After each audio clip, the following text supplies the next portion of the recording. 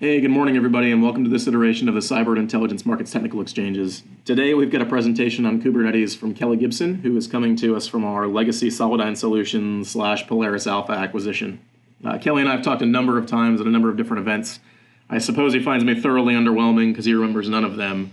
However, one of the things that stood out about Kelly was that he was funny, knowledgeable, and very opinionated, which I think makes him an excellent candidate to give this presentation here today. So, Kelly, thank you so much for coming, and I'll leave it to you. Thank you very much. That's a very nice compliment, and I think two of those three things are true for sure. So I'll leave it as an exercise to the reader to determine which by the end of the presentation here. But yes, my presentation is named Kubernetes, This is the Way. An obvious homage to the Mandalorian here, and you will find that this presentation is chock full of memes and other funny pictures and references, so feel free to laugh along at home. I got a pretty good chuckle out of them as I put them in here. So Kubernetes, this is the way. In any true computing fashion, I'll start with the too long, didn't read. If you would like to copy this URL down or grab it from the charts later and take a look, this is a illustrated children's guide to Kubernetes. And though you may think that may be a little demeaning, it's actually quite good and worth taking a look at. So here's the agenda that we are going to go through, the bullet points over there on the left. And I would like to make this note as well, that this presentation addresses many topics with a broad brush. Flame wars should be reserved for a Slack conversation later. And along those lines, Emacs is terrible. So now that I've eliminated half of my audience, I can go ahead and talk about myself. I am a former hardware engineer who's seen the cloud light. I used to be a flight control engineer for United Launch Alliance, specifically for Atlas V. I did many instrumentation, RF, avionics, electrical control, flight control, and a small amount of guidance systems engineering. Was also a systems engineer for Raytheon for a period of time, where oddly enough, I did supply chain. And at the end of my career there, I earned my first AWS certification, and I really started my new career path in IT. And I really kind of fell in love with cloud native applications, and running things on AWS. So since then, I've picked up a few more AWS certifications, Kubernetes certifications, and I'm currently the deputy director for the space architecture business area, and I'm the cloud services team lead as well. And we'll talk a little bit about that in the end. So when I came to Solidigm in 2017, I hadn't touched a command line since college. I really thought the containers were overcomplicated and stupid, and I didn't really understand or spell Kubernetes. And now in 2020, I would probably say that I'm a command line ninja, but I think that I am also saying that to a group of CNI folks, and Josh Herr and Brian Kane could probably put me to shame, but I don't work with them, so I can make that statement here with no attribution. Now, I would also say I don't know why you wouldn't run anything without Kubernetes, without containers or Kubernetes. And frankly, if you're going to be using containers, you really should just use Kubernetes. And I will also say that my meme game is on point. You saw Brian Davis's Cloud 101 presentation, and I taught him everything that he knows. So some background here. First, let's talk about application stack comparisons, and we'll go through 4 charts here. And I don't know if you can see my mouse, but since you can't see me gesticulating wildly behind my monitors here, hopefully you can see my mouse. In this traditional application stack, you have your bare metal, where your physical servers are provided by VMware or your dedicated bare metal machines that are in a network closet somewhere, right? And you have your physical servers and your operating system. And then stacked on top of those, you have your database servers, your app servers, your messaging, and then above that, you basically have your application, right? Which is your aggregated logging, user management, application resilience, and then of course your application code, executing whatever your mission is. So as we move right, we get to infrastructure as a service. So this is going from your traditional IT environments to your public cloud offerings, right? These are going to be things like Amazon Web Services, Microsoft Azure, Google Platform, right? And you have a lot of COTS and FOSS tools or cloud service provider capabilities. These are like your managed offerings that are going to exist in this layer here. For instance, you may be using a managed database server or something like that, where you don't have to manage the operating system. You can just use the database, and the cloud provider takes care of updates and patching and things like that for you. However, you still, at your application layer, are still going to have your aggregated logging, user management, resilience, and of course your application code. So then moving a little bit further to the right, you're going to get your unstructured cloud native platform. So this is going to be a lot of what we are talking about today here, right? Where your infrastructure as a service still provides your physical service and the operating system, but then they also provide this container orchestration level as well. And that's the gist of this conversation, right? So within your container orchestration, you're going to be running your database, your app server, and your messaging, but you still have your application code and the logging and things like that exist on top. And then to finally move all the way to the right, you have your structured, opinionated cloud native platforms. These are going to be things like your Heroku environments, Google App Engine, AWS Elastic Beanstalk, right? And these are basically services which abstract everything from the right? Your application resilience, user management, aggregated logging, everything from there all the way down to the infrastructure. And all you provide is your application code, right? That's why these are called these structured, opinionated platforms. And you really have to write your code to run in these areas. And we are not going to talk about these as much. We're going to focus more on those unstructured cloud native platforms. But these are just the basic comparison for your application stacks. Okay, so let's talk about containers. So I thought we were here to talk about Kubernetes. And you're right. Kubernetes manages containers. So if you can't containerize your app, you can't use Kubernetes. So this is going to be the basic building block where everything is going to build on from here. So let me start with a couple definitions. Can we define a container, right? If you've been using containers for a while, you probably know what they are and how they work, but defining them can be a little bit tricky.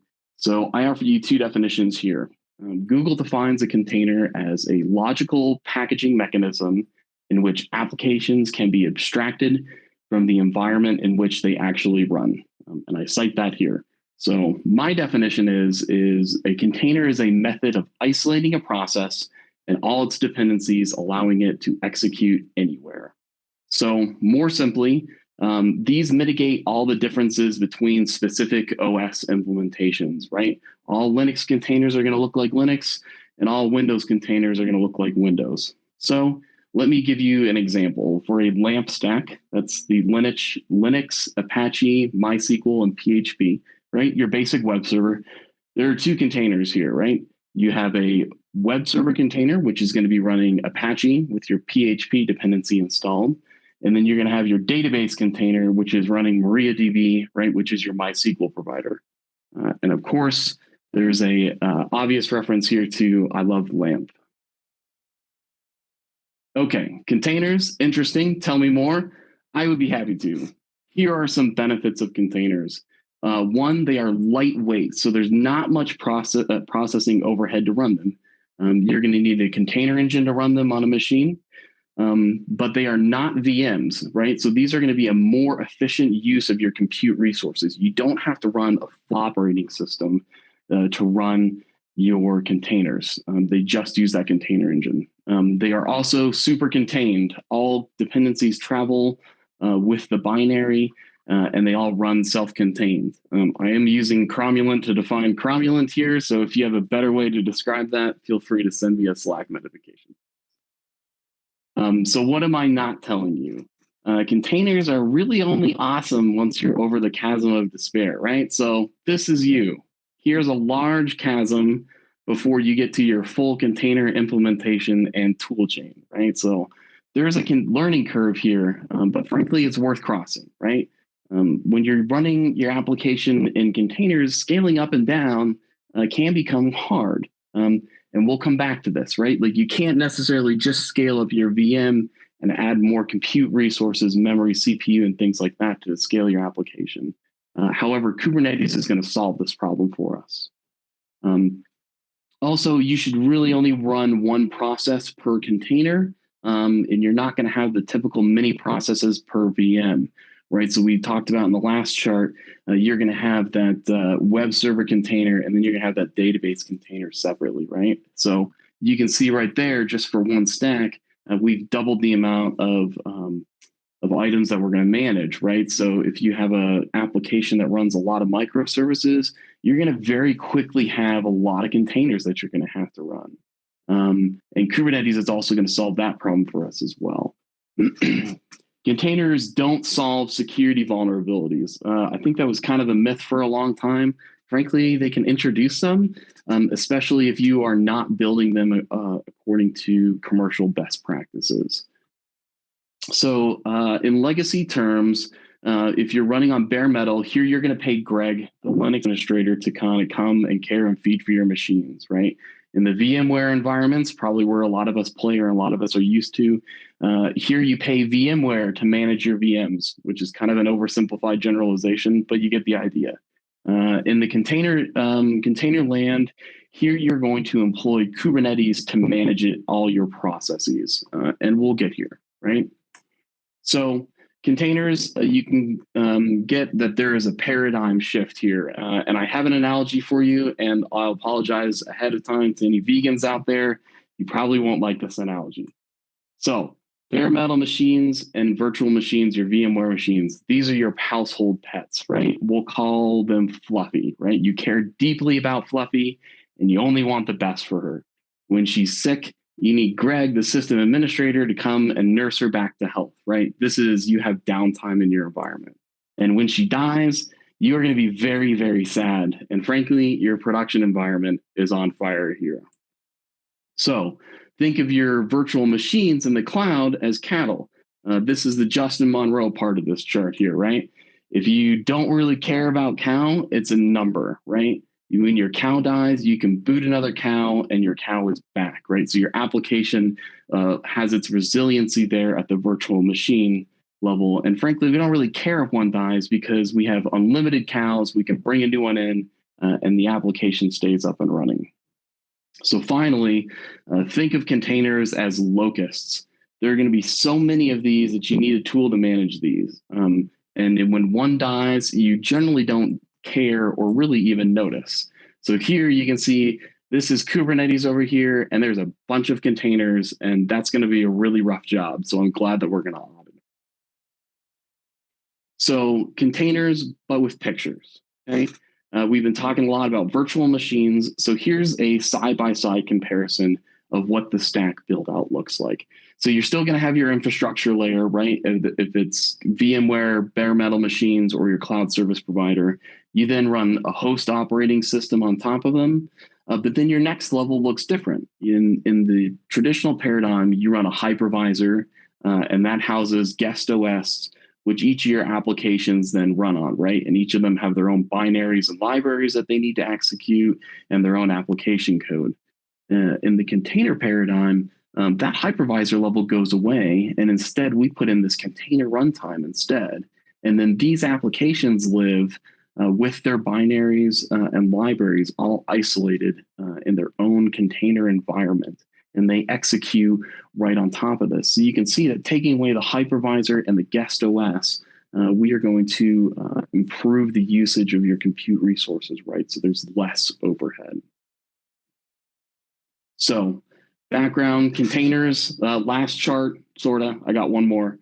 Containers solve a lot of problems that VMs were supposed to solve, right? These provide the super lightweight alternative to VMs. And unlike VMs, these provide consistent deployment mechanism across platforms, right? Linux runs on Linux and Windows runs on Windows. The required infrastructure expense is small, like we talked about in the last one. But also to iterate that point a little bit more, there's no expensive COTS licensing required, right? We all know that VMware is pretty expensive, right? And to run VMs and stacks like that, you're going to be paying ongoing licensing costs to that. Container runtime engines and Kubernetes itself is free, right? Sweet. Complex container deployments do require the container manager. That's what we're here to talk about. But you do have a couple different options, right? Like I shouldn't say that Kubernetes is the only kid on the block here. There's a few others, right? First, you can do a homegrown container orchestrator manager. This is terrible. I would not recommend doing this. This is basically you growing your system from the ground up. You can also run Mesosphere, which is like DCOS. A Docker Swarm is something you may have heard before. Kubernetes, obviously, Rancher, Red Hat OpenShift, right? So there's a few other players here that you can use to manage your containers for you. That being said, Kubernetes is really the de facto leader in container orchestration, right? So this is based on the Google's Borg container runtime engine that powers Google Cloud Platform. And frankly, it powers pretty much all of the software that Google runs. It was open sourced 6 years ago, and it follows the same cloud native design principles as major cloud providers, right? And I used to say that this was rapidly accelerating as the platform to leverage, but it really Kubernetes and its variants are the platform to leverage for cloud native design. And as I take a drink of water here, I'll leave a quick Dilbert cartoon for you to read.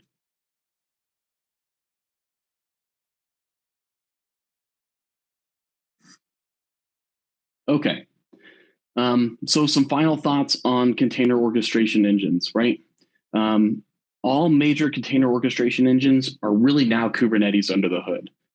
Justin pointed out to me that I'm not using this meme correctly on label, but you get the gist, close enough, right? VMware Tanzu Kubernetes Grid. Pivotal Cloud Foundry has PKS, Pivotal Kubernetes servers. Mesosphere now includes Kubernetes. Docker Swarm, Rancher, those all include Kubernetes, right? Your public cloud offerings now offer Kubernetes as a service, right? That's going to be your EKS, your AKS, and your GKE, right? And if you look at recent mergers and acquisition activities, right, this really proves that Kubernetes is the leader here, right? You have these, IBM is a good one, right, where they acquired Red Hat, mostly based for the OpenShift tool. Okay, so let's talk about what is Kubernetes. So there's abstract building blocks that we need to talk about, and these are the core concepts, right? Your knowledge of these is going to be required to use Kubernetes. First, you have your containers, right? You know what these are. We just talked about them. So next, let's talk about pods. Pods are really the unit of currency of Kubernetes. It's basically your atomic unit. That's the smallest item in a Kubernetes, in the Kubernetes paradigm. And pods contain one or more containers, right? And there's very prevalent use cases to have a pod that has more than one containers, right? Some of them would be sidecars, proxies, metrics, things like that. So the idea is that you have your pod, which is this box right here, and you have a container running in it. And then within that, you have your web server. So that would be like your Apache Nginx or something like that, and your index.php. And you can see that all of these things build on each other. So remember when we said that containers should only run one process per container? That's still correct. And Kubernetes solves the use case where you may want to run your sidecar, proxy, or a metric, and you run that as a separate container within the same pod. And that way, if you have two services that need to share disk space or something like that, this solves that use case for you. Okay, deployments. So deployments are a unit that you use in Kubernetes that runs pods for you. And you use these basically to scale up and scale down your pods. And they control the number of pods for a given template. So if you wanted to go run and say you wanted to run five identical pods, right, of your application, your Apache server or something like that, you would specify that in your deployment, and then you run that in Kubernetes, and it scales out and it makes sure that it has 5 pods running for you at all times, right? So this is going to provide the logic for the scaling operations. If you need to scale up, Kubernetes will do that for you based on information that you provide. And if one dies, it'll make sure that it restarts and it runs for you. So the image here says replication controller. For what we're talking about now, you can basically consider that a deployment. Okay, services. This item number 4 in the abstract building blocks. So these cover the addressing and the load balancing component of Kubernetes. Basically, services is how pods talk to each other, but also to the outside world, right? So your service is here, and you can see that it's assigning an IP address to each of these pods, and that's how these get addressed in the cluster is through an IP address. And they're also responsible for distributing the traffic to pods of a deployment, right? So kind of like a load balancer or a proxy, where your traffic originates out here, it's trying to hit this and it knows it's on port 80. And then on the back end, it can go and it can hit either one of these pods and it gets balanced across them for you. So Kubernetes handles that. And the final abstract building blocks of Kubernetes is namespaces, right? And these are going to prevent your name and your resource collision within a cluster, right? So it's basically a way of logically separating all of these other things above. This is also a really good way to run multiple applications on a single cluster. So if you had one single really robust cluster, you can run a bunch of applications on them. And it's also an easy method of multi-tenancy as well. So don't you worry about pods. Let me worry about pods. Futurama reference for you there for those that watch the show. So this is probably the most common command that you will run in Kubernetes is your kubectl, which is your command line interface to Kubernetes, and it's get pods. And this describes all the pods that are running in a given namespace here. So I'm going to step through and show you a few things of what are running here. This particular application is the KNSP application, which is an IRAD that we run here on Parsons. I'll talk about that a little bit later. So these first items here, as you can see, we have a Zookeeper deployment, which runs three pods here. And then you can see we have these other microservices, which like ingest, filter, disseminate, process, and there's various number of pods here. But you can see, as we were talking about earlier, these pods don't get names, right? These just get a cryptic hash afterwards that you can use to address them, and you would see that they would get more or less of them depending on how the application is scaling out. We also talked earlier about how you can have multiple containers in a pod, right? So this is what this is showing for you. There's 3 total containers in this pod, and all 3 of them are ready, right? And then our microservices, these only have 1 containers. But Kafka and Zookeeper have 2 containers. So there's use cases that you would run multiple containers per pods. This is just illustrating that. Next, you can see how each of these are running on different nodes. And we're going to talk about nodes here in a second. But there's various different nodes that are addressed here by a host name. And we'll cover worker nodes and things like that here in a couple charts. So let's start putting this together. Kubernetes will take a pod specification, which is a template, and it runs it for you on the infrastructure. So you're going to tell Kubernetes, basically in a YAML file or by the command line, how much CPU, memory, and disk it needs to run a pod, and it will find that spot for you on the cluster. Kubernetes is then going to network these pods together via services, regardless of where they're running. So for example, we were talking about the Apache container and the MariaDB container. Your Apache container could be running on host A, and your MariaDB container could be running on host B, and yet they address through a service. And so through that host name, they are seamlessly integrated, right? Putting these 2 components together. So in the legacy infrastructure, you may have been running that database and that web server on the same virtual machine. However, here they're separate, but the services seamlessly integrate them together regardless of which host that they're on. So services also provide some hardening benefits, right? Everybody here is pretty familiar with hardening your infrastructure. There's ways that you can specify only certain pods can communicate to others, so you can lock it down a little bit better. It's kind of like using IP tables or firewall D, only it's a lot easier and you kind of know what you're doing.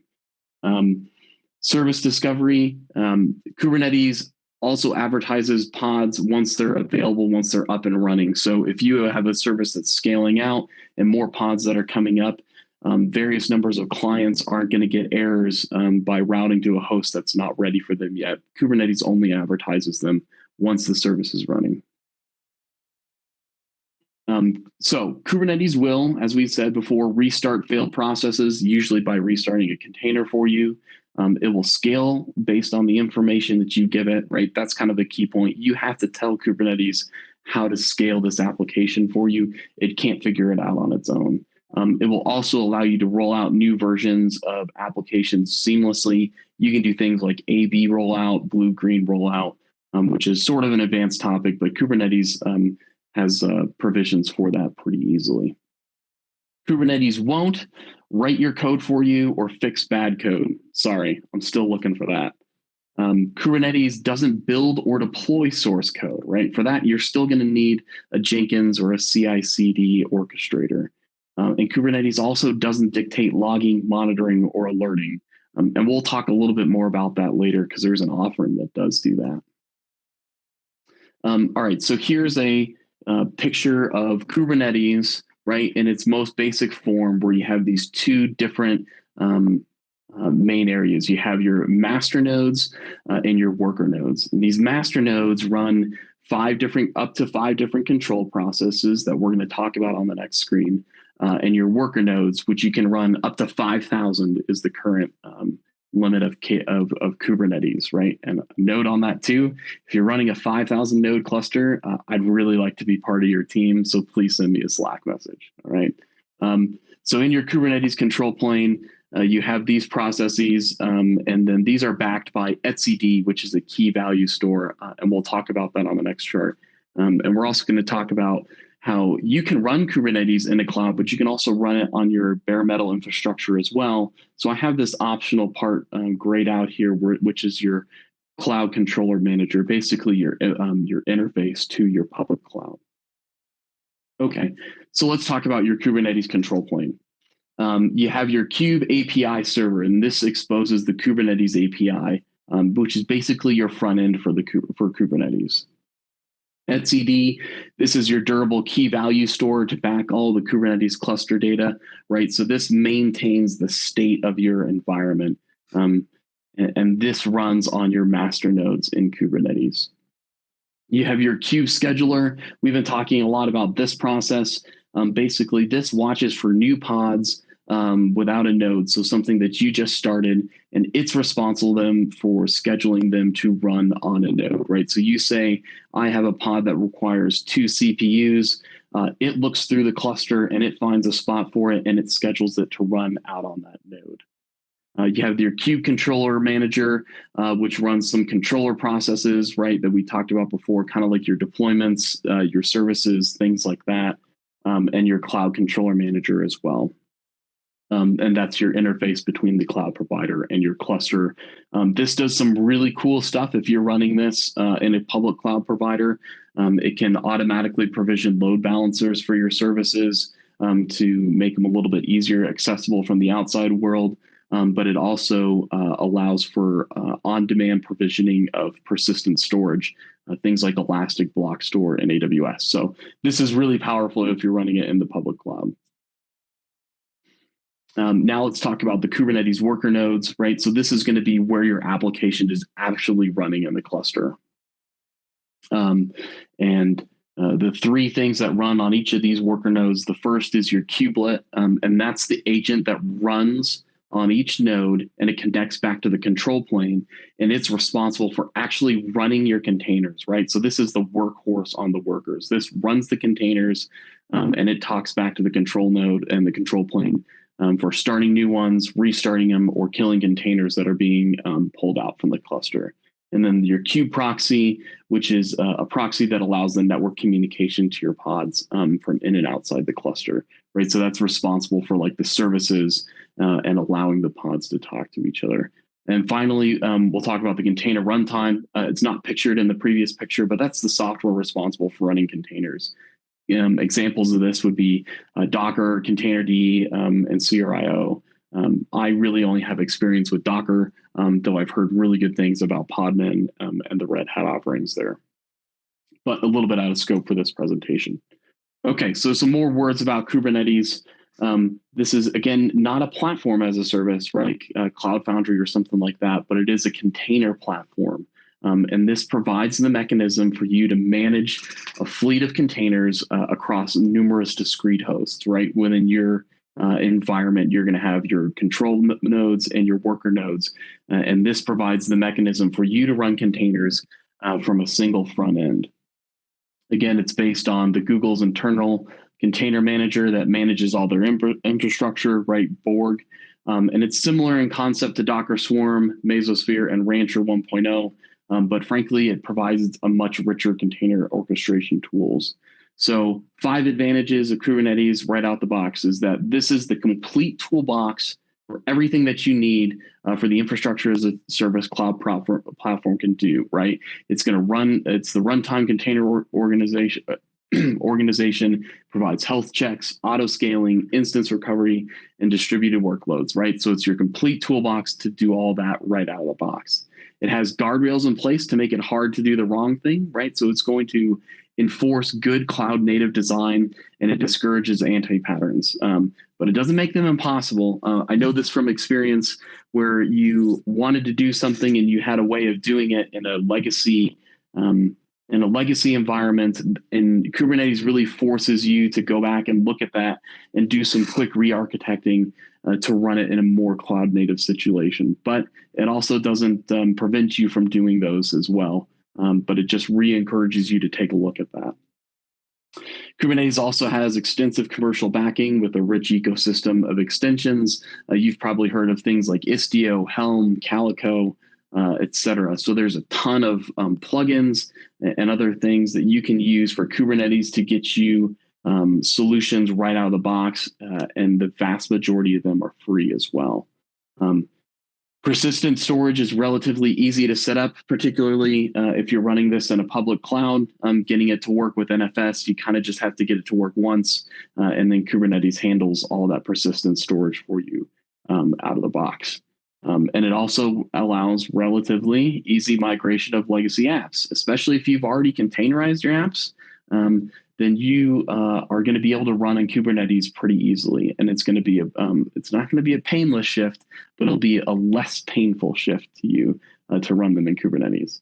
So some disadvantages: there's definitely some assembly required. If you're running your own Kubernetes cluster, that's not a trivial task to do. I've set up many Kubernetes clusters over my career, and they are pretty difficult to do it. It also doesn't provide the automated DevOps capabilities out of the box. We'll talk about that here in a couple charts as well, right? But you can see my picture here. This is the IKEA builder guy. He's got Kubernetes with a hammer, right? So some assembly required there. And finally, Kubernetes is very fast moving. You're going to get new major releases every 100 days. Upgrading is not easy to do. Unfortunately, it's pretty rarely seamless.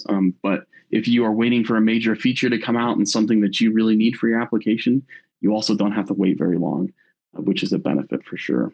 So Kubernetes with a meme, right? This is your production grade container platform. We've talked about a lot of this. The important part from this is that Kubernetes is a declarative infrastructure. You give it the end state and it makes it so. So here you get to be Captain Picard and tell Kubernetes to make it so, and it does it. You can run Kubernetes anywhere, public cloud, private cloud. You can run it on bare metal like we talked about. You can also run Kubernetes on your laptop, right? So you can test locally for all of the software developers out there and know how important that is. Also important, we'll talk about at the end of the presentation as well, is hybrid cloud, which is basically any combination of these above here. And also, there's probably somebody here that needs to hear this, and I don't know who it is, but don't run production on your laptop, please. Okay, so let's talk about Kubernetes distributions a little bit. And we mentioned these before, and I said, all right, you've got a lot of different Kubernetes, but which one should I use? And I see there's a few things going on in the chat over there too, and I'll try and come back to those to answer those questions. So there are dozens, if not hundreds, of downstream Kubernetes distributions. However, there's three big players, right? You have Kubernetes, which is your free cloud native computing foundation native distribution, right? Your plain vanilla Kubernetes. You also have OKD and OpenShift, which is your Red Hat, both free and subscription-based Kubernetes, and Rancher, which is your Rancher Labs free and subscription-based as well. There's a few others that are there. The VMware Tanzu Grid, which may be promoted to a big player soon. That's a pretty strong offering from the guys over at VMware. You have Ubuntu Canonical Distribution and PKS from Pivotal as well.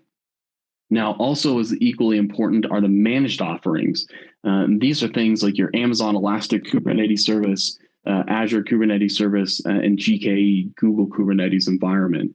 And these are really, really powerful because these are basically push button get cluster, right? So you don't have to worry about managing your underlying Kubernetes environment. The cloud providers take care of that for you, right? So the ending lesson here is every time you hear a bell, Kubernetes gets another distribution, right? But let's stick to the big three for the big players for this discussion, and we'll talk about the managed offerings a little bit as well. So the two main things that the two main services that I'm the most familiar with are going to be the Red Hat OpenShift container platform, also known as OKD, and Kubernetes. OpenShift really extends the core Kubernetes offering. It was originally it was its own custom container orchestration engine, but it was migrated to Kubernetes around 2014, right when they open sourced Kubernetes. And you have two levels of capabilities within OpenShift. You have OKD, which is the full open source and free to use, right, but missing a few of the enterprise grade features of OpenShift. And then Red Hat OpenShift, right, which is your fully licensed, i.e. you pay for this. OpenShift extends the Kubernetes control interface. We talked about kube control before, which is your main interface to a Kubernetes cluster for the command line. You can still use this tool in OpenShift. However, more capability is unlocked via the OpenShift OC tool instead. This does offer you enhanced security over your plain Kubernetes environment. And most importantly is that OpenShift and OKD provide out-of-the-box CI/CD workflows, right? So this is going to take off one of those disadvantages from a few charts ago, right? It has built-in logging, monitoring, multi-tenants, et cetera, right? So this is the real enterprise-grade offering. And it leverages the open source tools like Jenkins, Elasticsearch, Kibana, Prometheus to achieve these capabilities. So if we look at this diagram over here, you can see that Kubernetes offers the things in purple there, and OpenShift adds in the things in orange. And the really handy things are the integrated Docker registry, so you don't have to roll your own Docker registry or use a cloud provider offering, but also the routes and the software-defined network, which is worth its weight in gold, having personally used this before.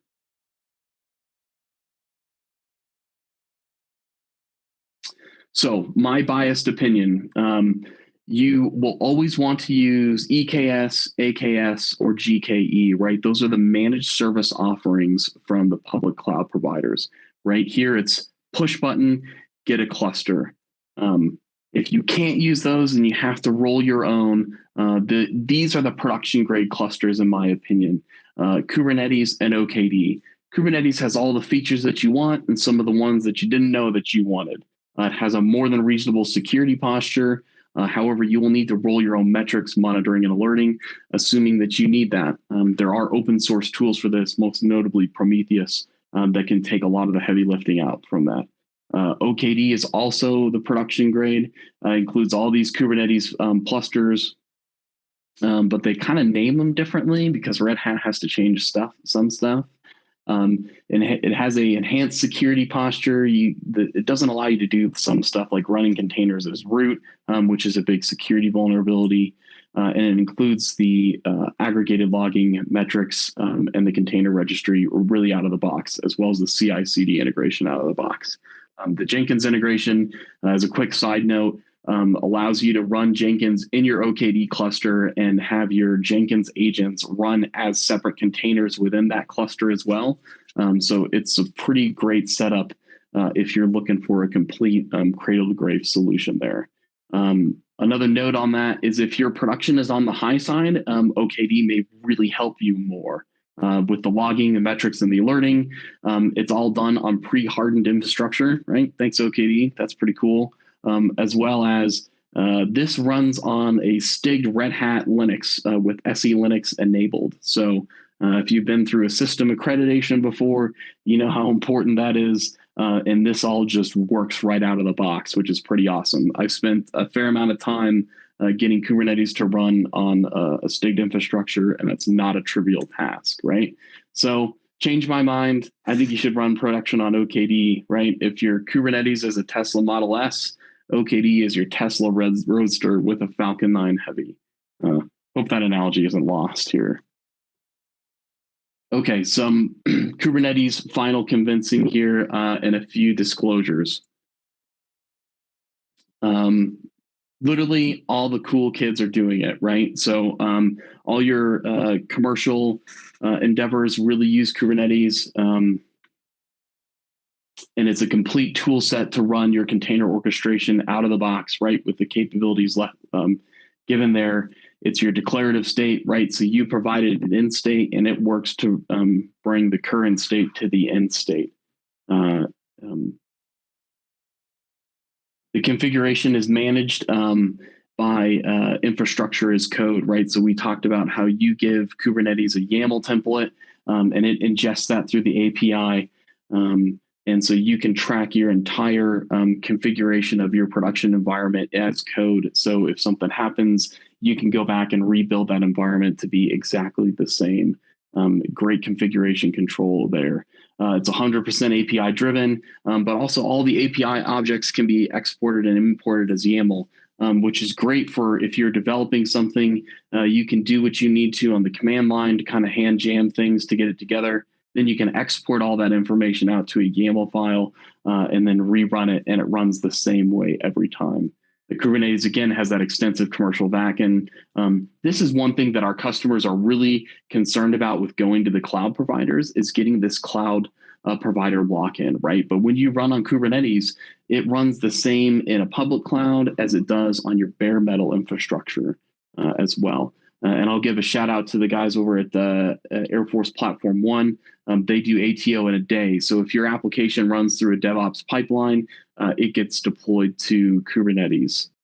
So what are the not so selling points of Kubernetes? Well, first, culture change is hard. If you're in an existing waterfall environment, it's going to be hard to move everybody to containers, everybody to a DevOps-centric environment. You're going to have to win a lot of hearts and minds here. But there's a lot of good books out there, and there's a lot of experts both within Parsons that can help you along that path. Kubernetes also introduces a lot of additional complexity to your system. Greg that we talked about many charts earlier, the system admin, well, he's now a Kubernetes administrator. To be fair, though, the complexity was always there, especially managing the super large environments with hundreds of virtual machines. That complexity was there. We just didn't have a name for it or a way to manage it. Kubernetes at least gives you somebody to blame for a management level briefing later. What's also not so selling, containers are harder at first. We talked about that. Rolling your own Kubernetes is super difficult. And then also, the Kubernetes upstream moves really, really fast, right? The major releases are several times a year, and these are rarely seamless. And upgrading can be just as hard, particularly if you're using beta or alpha features within Kubernetes and you upgrade a major version. Those can go from alpha to beta or from beta to production, and that's going to break a lot of things. I've personally upgraded Kubernetes, I think, 4 times, and only one of those times went seamlessly. The other 3 times it was quite difficult and took some application re-architecting. Let's now talk about our Parsons Kubernetes capabilities. And brace yourself, shameless plugs are coming. I wasn't going to give you an hour presentation without taking some time to talk about what I do. So these are the cloud service team generic capabilities. Right, there's going to be a lot of pockets of Kubernetes elsewhere in the company, and a lot of isolated capabilities. And certainly, if you are doing anything like this and you want to discuss Kubernetes or you want to talk about why I made some of the decisions that I did, I'm available via Slack and would love to talk to you. So the first capability that we have is the KNSP. You might have heard about this. This is the extension to our cloud native streaming platform. And this is a hybrid cloud deployment, right? So this is a system that runs Kubernetes across AWS and Azure for a ultimate level of high availability and resiliency. So it runs in the 2 AWS availability zones and 1 Azure availability zone. And it's constructed of our demo software, but also FOSS Kubernetes ecosystem-based extensions, right? So there's a lot of Prometheus type backing in here, and a lot of other CNCF offerings there. And the second, probably something that's a little bit more applicable to this audience, is our Parsons Secure Hardened OKD deployment.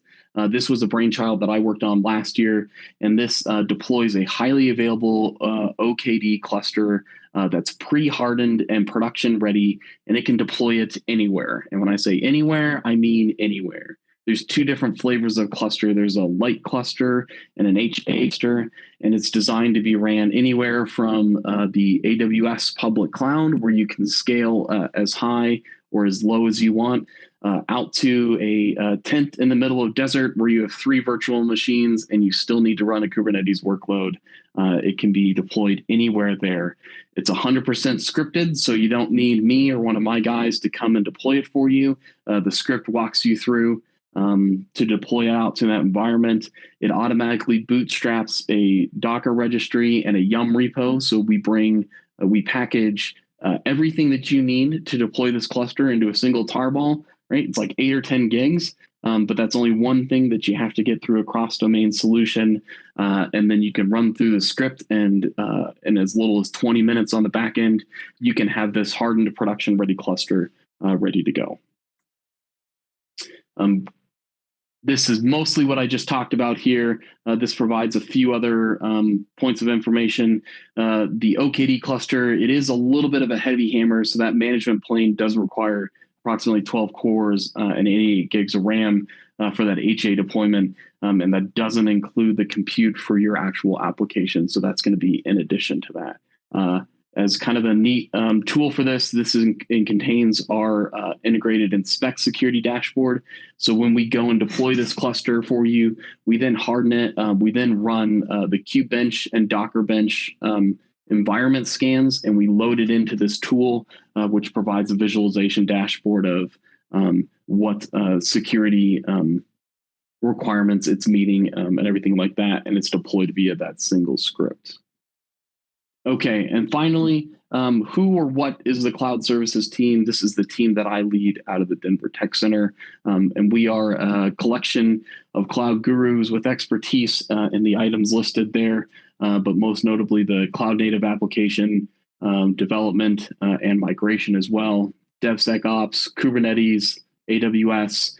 We can handle all that stuff. And we are a project-based team, so we're a quick reaction force for task-based support. So if you're looking to move something to AWS, you want to run an IRAD, or there's something in this wheelhouse that you're looking to do, we would love to help you or train your team with that. Along those lines, we don't want to live on your charge number, so I'm not looking to get something and park a guy out there. We're just looking to help you guys to get up and running.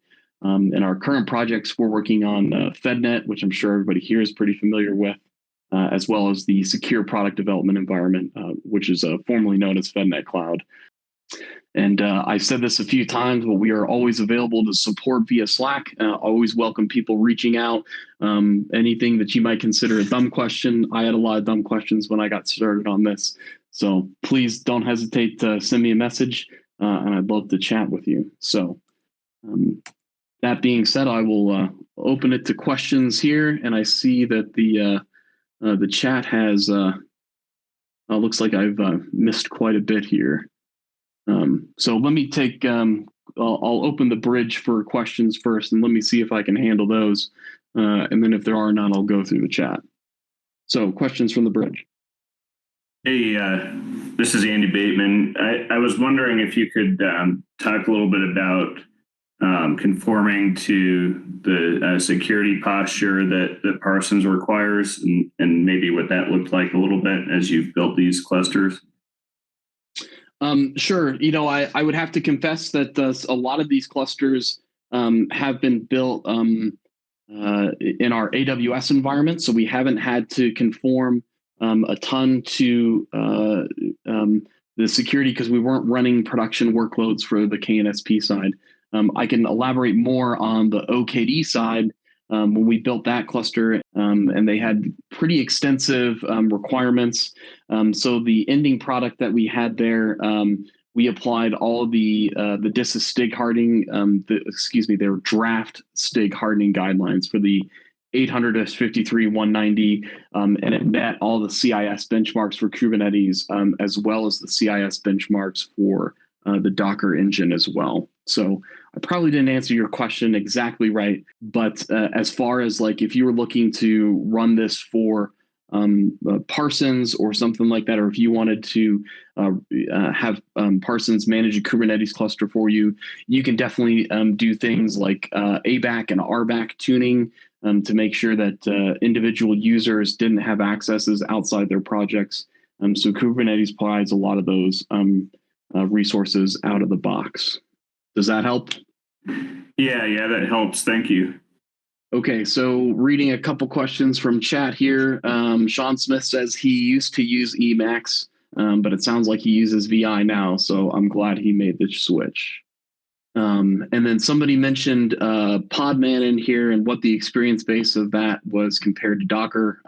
That's a great question. Unfortunately, I don't have a ton of experience with Podman, but I've heard only good things. And as it relates to Kubernetes, I can say as well that those for the later versions, starting at like 1.16 and 1.17, that capability is available to you out of the box. So you don't have to use the Docker container runtime. You can use Podman instead. And I've heard that that's pretty good. And it's a lot lighter weight, as you mentioned as well. So Ralph asked, is Kubernetes open source or licensed? It is open source. And then there are some of the licensed offering as well, things like OKD and Rancher. And Brian Y says, what if I have a cluster of laptops? I'm really hoping that that's your home lab, Brian Y, that you're running. But that would be a great candidate to run a Kubernetes cluster as well. So that will work for you. So David Y asked the question, which is a really good one. At what point should a team consider moving their infrastructure from a simple Docker Compose, Docker Swarm to something like Kubernetes? And is it easy to do the migration, or is it basically setting up your infrastructure from scratch again and using some of the same Docker images? That's a great question. It's hard. There's probably not a single line that you would draw and say, oh, once you're running 4 Docker containers, you should be running that in Kubernetes. I think that's up to the team to decide if they want to lean forward and leverage this technology. However, I will tell you, if you are already running in Docker Compose and you have these Docker images already created, that transition for you will be significantly easier. You will have to write some templates, or you could write some Helm charts that you can basically copy and extract from your existing Docker Compose files and then run them in Kubernetes. You're going to have to get a little bit of a learning curve, things like the services and things like that. But if you are already there, I would say since you have containerized your application, you've got 80% of the battle done. And it's a little bit of a more push to get that running in Kubernetes. And I think you'd be happy if you did that. And then Justin asks, does OKD support integrating non-prepackaged apps into the DevOps pipeline, such as Artifactory or GitLab? I believe that it does support that. You just have to roll that yourself and set up your Jenkins that way.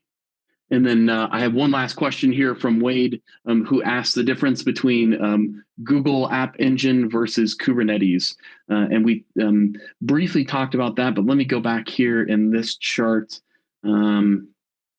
And so Google App Engine is what's called the structured opinionated cloud native platform, where Google is basically going to take care of everything for you, and you just write your code to run on Google App Engine.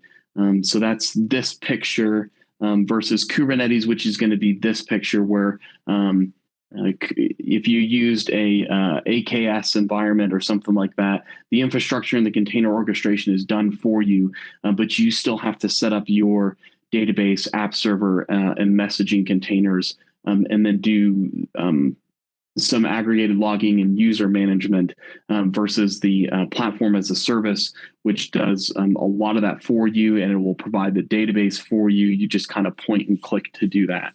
It's, they're called structured opinionated cloud native platforms. So you really have to write your application code to run specifically there.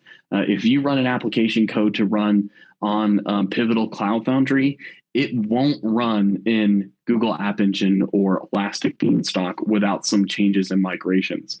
The benefit of using Kubernetes is that if you're running Kubernetes in AWS one day and then you turn around and GKE offers you a price savings or something like that, you can move your application to Google Cloud Platform fairly painlessly, at least without a ton of re-architecting. Okay, looks like I'm 2 minutes over and I hit the end there, so I will stick around for a couple more minutes in case any other questions come up. Otherwise, thanks everybody for coming out, and looking forward to talking to you all soon. Thanks very much.